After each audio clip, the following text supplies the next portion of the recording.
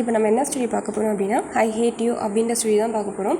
ஒரு ஊரில் என்ன ஆகும் அப்படின்னா, ஒரு பையனும் ஒரு பொண்ணும் ரொம்ப ஃப்ரெண்ட்ஸாக இருப்பாங்க. அப்போ என்ன ஆகும் அப்படின்னா, அந்த பொண்ணு வந்து அந்த பையனுக்காக எவ்வளோ வேணாலும் இறங்கி ரொம்பவே வேலை செய்வாள். அவன் லவ்வுக்காக மட்டுமே ரொம்பவே ஆசைப்பட்டு எல்லாமும் செய்வாள்.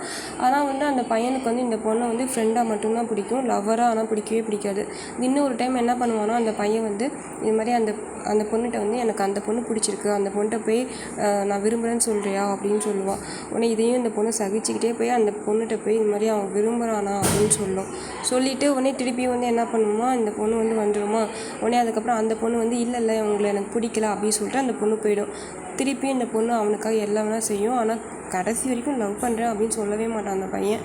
இந்த பொண்ணு அவ்வளோ கஷ்டப்பட்டே இருக்கும் அவனுக்காக.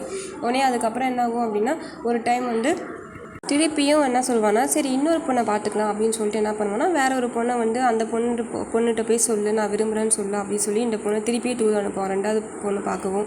ஒன்று சொல்லிட்டு அந்த பொண்ணு திருப்பி போய் சொல்லிட்டு வந்து ரொம்பவே முடியாது அவளுக்கு. அதனால் வந்து அவன் என்ன பண்ணுவானா, இது மாதிரி வந்து என்னன்னா நான் வந்து போகிறேன் அப்படின்னு சொல்கிறத விட என்ன சொல்லுவானா, நான் ஹேட் யூ அப்படின்னு லைட்டாக அப்படியே சொல்லி முடிச்சுட்டு, இனிமேல் என்னை விட நல்ல பொண்ணை பார்த்துக்க அப்படின்னு சொல்லிட்டு வந்துடுவாள். அப்படியே இந்த ஸ்டோரியை வந்து முடிச்சிடுவாங்க. ரொம்ப சூப்பராக இருக்கும் இந்த ஸ்டோரி.